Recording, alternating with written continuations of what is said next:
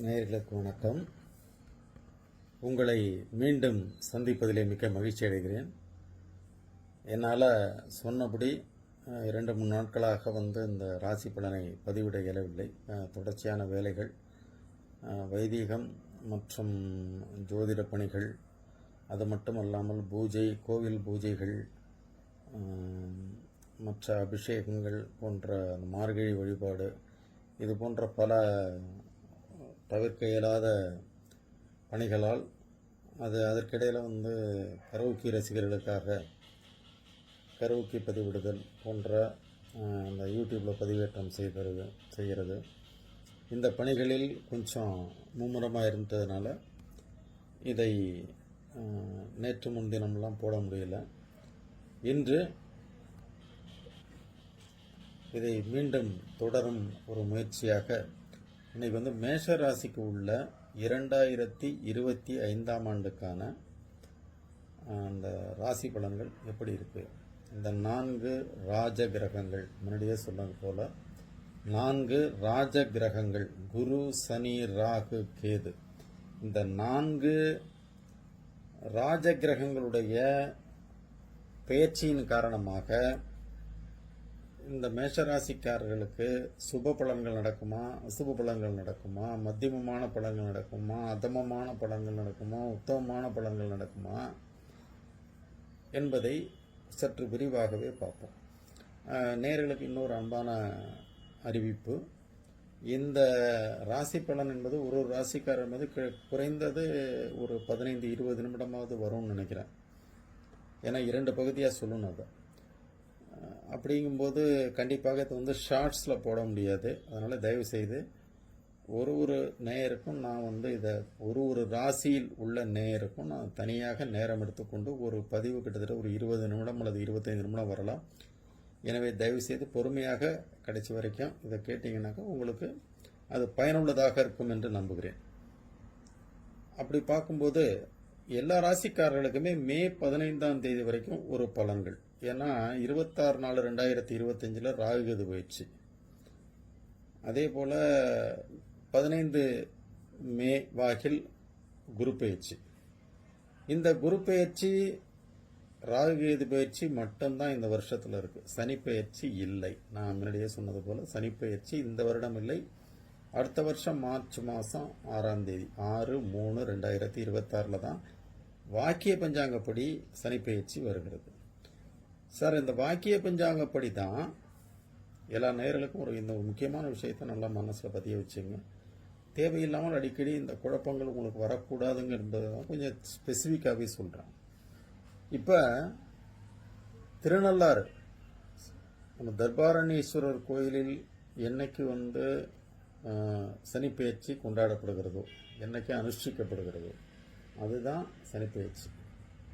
அவர்கள் வாக்கிய பஞ்சாங்கத்தின்படி மட்டும்தான் அவர்கள் நிர்ணயிப்பார்கள். 1. 2வது, ராகுகேது பயிற்சி என்பதும் திருநாகேஸ்வரத்தில் என்று அனுஷ்டிக்கப்படுகிறதோ அன்னைக்கு தான் ராகுகேது பயிற்சி. அவங்களும் வாக்கிய பஞ்சாங்கப்படி தான் திருநாகேஸ்வரத்திலும் ராகுகேது பயிற்சி அனுஷ்டிக்கப்படும், நிர்ணயிக்கப்படும். அதே போல குரு பயிற்சி என்பதும் ஆலங்குடி ஆபத் சகாயேஸ்வரர் கோயிலில் என்னைக்கு குரு பயிற்சி கொண்டாடப்படுகிறதோ அன்னைக்கு தான் வாக்கிய பஞ்சாங்கப்படி குரு பயிற்சி. இப்போ நம்முடைய நேயர்கள், நம்முடைய சேனல் நேயர்களுக்கு கண்டிப்பாக இந்த ஒரு புரிதல் மிக அவசியம். திரும்ப திரும்ப ஒரே மாதிரியான சந்தேகங்கள் நமக்கு கேட்டுகிட்டே இருக்கக்கூடாது. சார், இது 2-3 இன்னும் 2 மாதத்தில் ஒரு சனி பயிற்சி வருதுங்கிறாங்க, அதுக்கப்புறம் திரும்ப வக்ரம்ங்கிறாங்க, பின்னாடி வருது. எதை பற்றியும் நீங்கள் கவலைப்படாதீங்க. சனிப்பயிற்சி என்பது வாக்கிய பஞ்சாங்கத்தை பொறுத்தவரை அடுத்த வருஷம்தான். அதனால் நீங்கள் அதை பற்றி நீங்கள் கன்சிடர் பண்ண வேண்டிய அவசியமே இல்லை. 1, அதை அவங்க பொறுத்தவராங்கன்னா அது அவங்களுடைய பலன்கள், அவங்களுடைய சேனல்கள், அவங்களுடைய நேயர்கள், அது அவங்க பாடு. அதை நம்ம விமர்சிக்கிறதுக்கு கூட நான் தயாராக இல்லை. அது தவறா சரியான்னு கூட நான் விமர்சிக்கிறதுக்குள்ளே போகக்கூடாது. ஏன்னா ஒரு ஜோதிடர் சொல்வதை இன்னொரு ஜோதிடர் விமர்சிக்கிறதுங்கிறதே முதல்ல தப்பு. ஏன்னா அந்த கொள்கை உடையவன். அதனால அவங்களுடைய பாணி தனி, அவங்களுடைய வழி தனி, நம்முடைய வழி தனி. நம்முடைய சேனல் நேயர்களுக்கு முழுமையாக தெரிவித்துக் கொள்கிறேன், இது நம்முடைய அனைத்து பலன்களும் நான் சொல்கின்ற கணிப்புகளோ, ஜாதகம் கணிச்சு கொடுக்கறதோ, பலன் எழுதி கொடுக்கறதோ எல்லாமே வாக்கிய பஞ்சாங்கத்தின், பாம்பு பஞ்சாங்கத்தின் அடிப்படையில் தான் நம்ம சொல்றோம். அப்படி பார்க்கும்போது மே மாத மத்தியில் குரு பயிற்சியும், ஏப்ரல் கடைசி வாரத்தில் ராகுகேது பயிற்சி இதுதான் நடக்க போகுது. அப்படிங்கும்போது இதற்கான பலன்களை வந்து 2 பகுதியாக ஒரு ராசிக்குமே, எவ்வரி ராசி வந்து 2 விதமான பலன்கள். ஒன்று வந்து மே மாதம் பாதி வரைக்கும், அதுக்கப்புறம் உள்ள பார்ட் வந்து தனி. அப்படிதான் நம்ம வந்து ஒன்னொன்னையுமே எடுத்து சொல்ல போறோம். அப்படி பார்க்கும்போது இப்போ குரு வந்து மேஷ ராசிக்கு 2ஆம் இடத்துல இருக்கிற ரொம்ப அற்புதமான இடம். ஏன்னா 9, 12 கூடியவர், பாக்கியஸ்தானாதிபதியும் அவரே, விரயஸ்தானாதிபதியும் அவரே. 2ஆம் இடத்துல இருக்கிறார். என்ன பண்ணிடுவார்னா கொஞ்சம் குடும்பத்திற்கான செலவுகள் அல்லது படிப்புக்கான செலவுகள் அல்லது சுப நிகழ்ச்சிகளுக்கான செலவுகள் அப்படின்னு சுப விரயங்களாக மாற்றி கொடுப்பார். அதே போல அந்த பாக்கியஸ்தானாதிபதி 2ல் வந்து உட்காரும்போது அதற்கான பண வரவுகள், வருமானங்கள், தன பிராப்திகள் எல்லாமே இந்த காலகட்டத்தில் கிடைச்சிட்டு இருக்கும். அப் டு மே வரைக்கும் உங்களுக்கு ஒரு பொன்னான காலம் தான், நீங்கள் பயன்படுத்தி கொள்ள வேண்டும். அடுத்து என்ன சார் நடக்கும், மே 15க்கு பிறகு என்ன சார் நடக்கும் அப்படின்னு கேட்டால், 3ஆம் இடத்தில் மறைவடைகிறார். ஒரு விதத்தில் பார்த்தா விரயஸ்தானாதிபதி மறைவிடத்தில் மறைவது கெட்டவர் கெட்டிடில் கெட்டிடும் ராஜயோகம் என்றும் பொருள்படி ஒரு நமக்கு தீமை அளிக்கக்கூடிய கிரகம் பலவீனமடைவது நல்லதுதான். ஆனால் அவரே பாக்கியஸ்தானாதிபதியும் கூட. மேஷராசிக்கு குரு வந்து பாக்கியம் 9, 12 கூடையவர். அப்ப நீங்க அதுல கவனமா தான் இருக்கணும். சார் என்ன செய்யும் அப்படின்னா, தந்தைக்கு உடல்நலம் பாதிக்கப்படலாம். தந்தை இருப்பவர்கள் தந்தையுடைய உடல்நலத்தை கொஞ்சம் கவனமாக பார்த்துக்கணும். 1. 2வது, உங்களுடைய அந்தரங்கமான விஷயங்களை, உங்களுடைய புகழ், செல்வாக்கு, கௌரவத்தை பாதிக்கக்கூடிய விஷயங்களை யார்கிட்டையும் ஷேர் பண்ணாதீங்க. 1. 2வது, குரு வந்து 3ல் மறையும் போது உங்களை பற்றி வீண் வதந்திகள், அவதூறுகள், செய்யாத குற்றத்திற்கு பழி ஏற்கும் ஒரு நிலைமை இதெல்லாம் கூட வரலாம். அதனால் கொஞ்சம் கவனமாக இருக்கும். அவ்வளோதான். பெரிய அளவில் ஒன்றும் அச்சமூட்டும் அளவிற்கு ஒன்றும் பயப்பட முடியாது, ஒன்றும் கிடையாது. இருந்தாலும் கொஞ்சம் எச்சரிக்கையாக இருந்துங்க. ரைட். அடுத்து சனி 11ல் இருக்கார். மிக அருமையான இடம். ஏன்னா லாபஸ்தானாதிபதி லாபஸ்தானத்திலே ஆட்சி.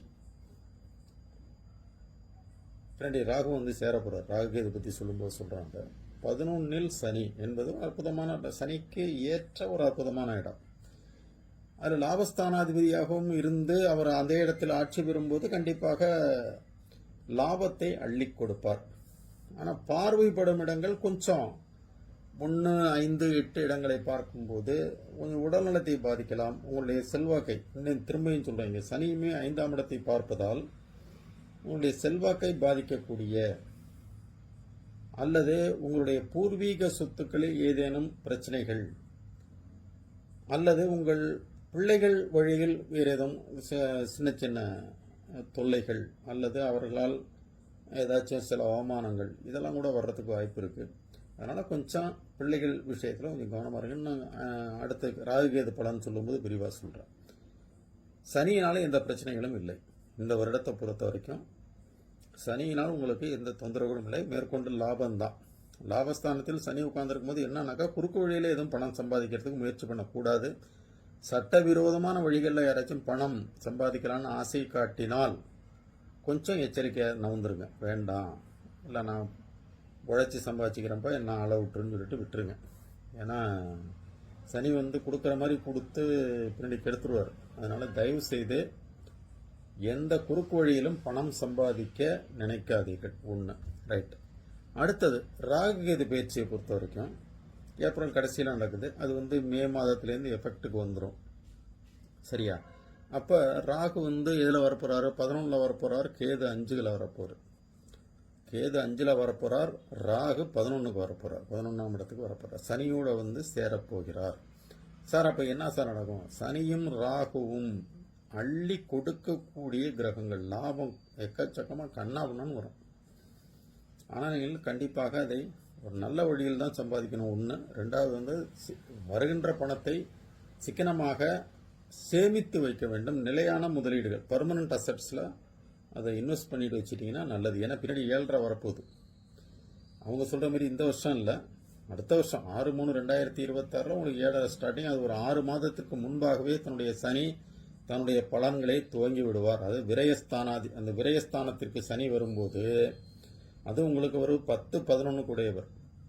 அதனால் வருமானம் சுத்தமாகவே விரயமாக போவதற்கு வாய்ப்புகள் நிறைய இருக்கு. அதனால் நீங்கள் இப்போலேருந்தே சேமிப்பில் அதிக கவனம் செலுத்தி உங்களுடைய சேமிப்புகளை அதிகப்படுத்திக் கொள்வது தான் புத்திசாலித்தனம். ஏன்னா அடுத்து வரக்கூடிய விரயச்சனியை நீங்கள் எதிர்கொள்ள வேண்டி இருக்கிறது. அடுத்த வருஷம் மே மாதம் 6ஆம் தேதியிலிருந்து 7.5 ஸ்டார்டிங். அதை நீங்கள் தெளிவாக மனசில் வச்சுக்கிட்டு இப்போலேருந்தே பிளான் பண்ணிவிடுங்க. பிளான் பண்ணாமல் எதையுமே பண்ணக்கூடாது. அதனால் நீங்கள் என்ன பண்ணீங்க, இப்போ பிளான் பண்ணி கரெக்டாக அடுத்த வருஷம் நமக்கு 7.5 ஸ்டார்டிங். இந்த வருஷமே செய்ய வேண்டிய வேலைகள்லாம் இன்வெஸ்ட்மெண்ட்டு, இந்த ஒரு வீடு கட்டுறது போகிறது விடுறது என்னென்ன வேலைகள் உண்டோ எல்லாத்தையும் இந்த வருஷமே முடிச்சுங்க. ஒன்று, அது ஒரு முக்கியமான அறிகுறி. அடுத்தது ராகு 11 வர்றாரு, அள்ளி கொடுப்பார், அதே நேரத்தில் கெடுப்பார். ராகுவை போல கொடுப்பாரும் இல்லை கெடுப்பாரும் இல்லை. அதனால் உங்களை நிறைய செலவும் பண்ண வைப்பார். அதனால் கொஞ்சம் கவனமாக இருங்கள். ஒரு செலவை பண்ணுறதுக்கு முன்னாடி 100 தடவை யோசனை பண்ணுங்க. தேவையான நமக்கு பெரிய செலவுகள் நான் சொல்கிறது, ஒரு பெரிய அது வாங்குகிறோம், இது வாங்குகிறோம், கார் வாங்குகிறோம், டிவி வாங்குகிறோம், பெரிய பெரிய அதாவது உங்களோட சக்திக்கு ஏற்ற வகையில் விரலுக்கேற்ற வீக்கமாக இருந்துட்டால் பிரச்சனை இல்லை. Right, okay. கேது 5ல் வர போகிறார். அப்போ என்ன பண்ண போகிறாங்க அப்படின்னாக்கா, பூர்வீக சொத்துக்களில் பிரச்சனைகள், உங்கள் புகழ் கௌரவத்திற்கு பிரச்சனைகள், உங்கள் பிள்ளை வழியில் பிரச்சனைகள், உங்கள் பிள்ளைகளால் தொல்லை. இப்போ சின்ன பிள்ளைங்களாக இருந்துச்சுனாக்கா நம்ம கண்டிச்சிடலாம். இப்போ என்ன பண்ணக்கூடாது, சின்ன பிள்ளைங்கள்ட்ட இதம்பதமாக கண்டிக்கணும். கண்ணாபண்ணா கண்டிக்கக்கூடாது, அடிச்சிடக்கூடாது. வன்முறையின் மூலமாக எந்த தீர்வும் கிடைக்காது. ஏன்னா அவங்க வேறு விதமான முடிவுகள் எடுப்பதற்கு வாய்ப்பு இருக்குது. ஏதோ கோச்சிக்கிட்டு வெளில போயிடுறாங்க, கொண்டுறாங்க, அப்புறம் அதனால மன உளைச்சல்கள். அந்த மாதிரி இந்த வருடம் நீங்கள் பிள்ளைகள்கிட்ட ரொம்ப இந்த மே மாதத்திற்கு பிறகு பிள்ளைகள்கிட்ட கனிவோடு கூடிய கண்டிப்பாக இருக்கும். அது முக்கியமான ஒரு ஆலோசனை. அதே போல் வயதானவர்களாக இருக்கீங்களா, பிள்ளைகள்கிட்ட ஜாக்கிரதையாக பேசுங்க. அவங்களுடைய வெறுப்பை சம்பாதிச்சுக்காதீங்க. நீங்கள் அவங்களுக்கு இப்போ உங்கள் புத்திமதியெல்லாம் தாண்டுற அளவுக்கு அவங்க கேட்காத அளவுக்கு போயிட்டாங்கன்னா விட்டுருங்க. அவங்க பட்டு திருந்தி வரட்டும். நீங்கள் இந்த போய் எடுத்து சொல்லி உங்களுக்கும் அவர்களுக்கு இடையில மனஸ்தாபங்கள், மனத்தாங்கல்கள், சண்டைகள், சச்சரவுகள், கருத்து வேறுபாடுகள் வராமல் பார்த்துங்க. உங்கள் பேச்சை கேட்கக்கூடிய பிள்ளைகளாக இருந்தால் சொல்லுங்கள். இல்லையா, வேண்டாம், விட்டுருங்க. ஏன்னா உங்கள் மேலே தேவையில்லாமல் வெறுப்பு வளர்ந்துடும். அதனால் வயதான பெற்றோர்கள் தயவுசெய்து கொஞ்சம் அட்ஜஸ்ட் பண்ணிட்டு இருங்க. சின்ன பிள்ளைகளாக இருக்காங்களா, கண்டிச்சு வைங்க. கொஞ்சம் வளர் இளம் பருவம், அடலசன் பீரியடாக இருக்காங்கன்னு வச்சுங்க, அவங்க நடவடிக்கைகளும் கொஞ்சம் கூர்ந்து கவனிக்கணும். ஏன்னா இந்த நேரத்தில் அவர்கள் பாதை மாறி செல்லக்கூடும். உங்களுடைய புகழுக்கும், உங்களுடைய செல்வாக்குக்கும், உங்களுடைய குடும்ப பாரம்பரியத்திற்கும் ஒரு இன்னல் விளைவிக்கக்கூடிய ஒரு செயல்களில் ஈடுபடுவதற்கு வாய்ப்புகள் இருக்குது. அதனால் நடவடிக்கையும் கொஞ்சம் கவனமாக பார்த்துங்க. சமூக ஊடகங்களில் அவங்க எப்படி பதிவிடுறாங்க அதெல்லாம் பார்த்துங்க. தேவையற்ற நட்புகள் இப்போ ரொம்ப நிறையா மோசடிகள் நடக்குது சோஷியல் மீடியா மூலமாக. அதனால் அதெல்லாம் கொஞ்சம் கண்காணிப்பாக இருங்க. தனி அறையில் கதவை சாத்திக்கிட்டு பல மணி நேரம் லேப்டாப்லேயோ கம்ப்யூட்டர்லேயோ நான் வேலை பார்க்குறேன், படிக்கிறேன்னு சொன்னாக்கா அதெல்லாம் கொஞ்சம் எச்சரிக்கையாக கண்காணிச்சுங்க. ஏன்னா அவங்களோட தவறான வழியில் செல்வதற்கு வாய்ப்புகள் இருக்கிறது. அதனால் உங்களுக்கு அவமானங்கள், பிரச்சனைகள், நீதிமன்றம் வரை கூட சென்று அல்லது காவல் நிலையம் வரை சென்று அந்த பிரச்சனைகளை தீர்க்கக்கூடிய அளவு கூட வந்துடும். அதனால் தயவுசெய்து பிள்ளைகளுடைய நடவடிக்கையை கொஞ்சம் கூர்ந்து கண்காணியுங்கள். மேஷராசிக்காரர்களுக்கு முக்கியமான அறிவுரை இதுதான். பிள்ளைகள்கிட்ட கொஞ்சம் எச்சரிக்கையாக இருங்க. ஒன்று, பூர்வீக சொத்து விஷயங்கள், அந்த சப்டிவிஷன் பண்ணுறது, பட்டா வாங்கிறது, அந்த கூட்டுப்பட்டாலையும் தனிப்பட்டா பிரித்து வாங்கிறது, அந்த இடத்த பொசிஷன் பண்ணுறது, காம்பவுண்டு போட்டுறது, வேலி போடுறது, இதெல்லாம் ரொம்ப லீகலாக என்னென்ன பண்ணணுமோ எல்லாத்தையும் பண்ணி வச்சுருங்க. இல்லாட்டி அதுலேயும் ஏதும் பிரச்சனைகள் வருவதற்கு வாய்ப்புகள் இருக்குது. மேஷராசிக்காரர்கள் முக்கியமாக முன்னோர்கள் சொத்துக்கள் அல்லது பூர்வீக சொத்துக்கள், உங்களுடைய தாத்தா பாட்டி சொத்துக்கள் அல்லது உங்கள் தந்தை வழி சொத்துக்கள் இருந்தால் அவற்றை கவனமாக வேலி போட்டு காம்பவுண்டு போட்டு சப்டிவிஷன் பண்ணி பட்டா வாங்கி லீகலாக என்னென்ன ஃபார்மாலிட்டிஸ் அப்சர்வ் பண்ணணுமோ எல்லாத்தையும் பண்ணி வச்சுருங்க. இல்லாட்டி அதுலேயும் சிக்கல்கள் வருவதற்கு வாய்ப்புகள் இருக்கு. இந்த அளவில் மேஷராசிக்காரர்களுக்கு முக்கியமான எச்சரிக்கையில் சொல்லிட்டேன். இனி என்னுடைய ராசி பலன் எப்படின்னாக்கா பெரும்பாலும் எச்சரிக்கையாக தான் இருக்கும். ஏன்னா நானும் உங்களுக்கு அது வருது இது வருதுன்னு எல்லாத்தையும் சாதகமான பலன்களை என்கிட்ட எதிர்பார்க்காதீங்க. நான் எச்சரிக்கைக்காக தான் இந்த பதிவு. ஏன்னா அதுக்கு நிறைய ஆட்கள் இருக்காங்க. உங்களுக்கு அது வருது இது வருது, பணம் கொட்டுன்னு கொட்ட போகுது, நீங்கள் பண மழையில் நனைய போகிறீர்கள், வீடு வாங்க போகிறீர்கள். அதெல்லாம் நான் எல்லா ராசியும் நான் அந்த முன்னாடியே சொல்கிறேன். ராசி பலன்கள் என்பது அது இந்த கோச்சார பலன் என்பது ஒரு 15% தான். இன்றைக்கி நீங்கள் மகர ராசிக்காரர்கள் கூட வீடு வாங்குவீங்க அப்படின்னு சொன்னால் எல்லாருக்கும் வீடு வாங்குற அளவுக்கு யோகம் இருக்குமா, இல்லை கையில் காசு இருக்குமா, எப்படி முடியாது? கண்டிப்பாக அதை காமனைஸ் பண்ணவே முடியாது. அவங்கவுங்களுடைய லக்னம், அவங்களுடைய திசா புத்தி, இதை பொறுத்து தான் இந்த ராசி பலன்களே அமையும். இதில் காமனாக எல்லாருக்கும் வீடு வாங்குற யோகம் வரும். இன்னும் நீங்கள் இது வேலைக்கு ஜாயின் பண்ண போகிறீங்க. ஒரு மனிதன் எத்தனை தடவை வேலையில் ஜாயின் பண்ண முடியும் லைஃப் டைமில் பாருங்கள். அப்போ வருஷம் நம்ம 60 வருஷம் இருந்தோம்னாக்கா 65 வயசு வரைக்கும் இருக்கிறோம்னு வச்சுங்க சராசரியாக. இந்த 65 வயதில் இதெல்லாம் இந்த மாதிரி இந்த இடத்துல இந்த கிரகம் வரும்போது நீங்கள் புது வேலை கிடைக்கும்னாக்கா எத்தனை பேருக்கு புது வேலை எத்தனை வருஷம் கிடைச்சிருக்கு? தயவுசெய்து இது போன்ற விஷயம் இந்த என்னை பொறுத்த வரைக்கும் அந்த மாதிரி விஷயங்களை நீங்கள் ஆர்வமே காட்டாதீங்க. அது வேண்டாம். அது நமக்கு சாதகமாக இருப்பது போல ஒரு சந்தோஷம், ஒரு அல்ப சந்தோஷம் மனதில் இருக்கும். ஆனால் தேவையற்ற நம்முடைய முயற்சிகளை அது சுக்குநூறாக்கி விடும். அதனால் தயவுசெய்து நம்முடைய சேனல் நேயர்கள் தயவுசெய்து கொஞ்சம் புத்திசாலித்தனமாக சிந்தியுங்கள். இந்த ஜாதகம், இந்த ராசி பலன் இதெல்லாம் ஒரு கைடன்ஸுக்கு மட்டும் வச்சுக்க. இதையே முழுமையாக நம்பி வீட்டில் படுத்துருந்தாக்கா எதுவுமே ஆகாது. அதனால் தயவுசெய்து நம்ம நல்லா படிக்கணும், நல்லா முயற்சி பண்ணணும், அதுக்கப்புறம் தேர்வு எழுத போகணும். அந்த தேர்வு எழுத போவதற்கு உடல்நலம் சரியாக இருக்கணும், மனநலம் சரியாக இருக்கணும், பொருளாதாரம் சரியாக இருக்கணும். அந்த மாதிரி விஷயங்களை வேணால் நமக்கு கடவுளை அமைத்து கொடுப்பார், இறைவன் அமைத்து கொடுப்பார். ஆனால் பரீட்சையை அவர் எழுத மாட்டார், நம்ம தான் படித்து எழுதணும். தயவுசெய்து இந்த ஒரு விஷயத்தை தயவுசெய்து புரிஞ்சுங்க. நம்முடைய முயற்சிகளுக்கு இறைவன் நல்ல வடிவம் கொடுப்பதற்குத்தான் இந்த எச்சரிக்கை, இந்த ராசி பலன்கள், இந்த இதெல்லாம். ஒரு மோசமான விளைவுகள் வர காத்திருக்கு. நீங்கள் இப்போ ஒரு காவல் நிலையம் அல்லது நீதிமன்றம் வரை செல்லக்கூடும்னு அல்லது விபத்துகள் நேரக்கூடும், கவனமாக இருங்கன்னு சொல்லும்போது அதை வேணால் நீங்கள் ஞாபகம் வச்சுங்க. ஒரு வண்டியில் போகும்போதோ அல்லது ஒரு இரவு நேர பயணங்களின் போது எச்சரிக்கையாக இருப்பதுங்கிறது வேற. எச்சரிக்கை உங்களோட அலர்ட் பண்ணுறதுக்கு மட்டும்தான் அந்த ராசி பலன், மற்ற வேற எதுக்குமே இல்லை. நம்முடைய முயற்சியும் உழைப்பும் இருந்தால் மட்டுமே நாம் ஜெயிக்க முடியும். இந்த ராசி பலன்களை நம்பி வீட்டில் படுத்து கிடந்தோம்னா எல்லாமே நம்ம விட்டு போய்விடும். நன்றி, வணக்கம், மகிழ்ச்சி.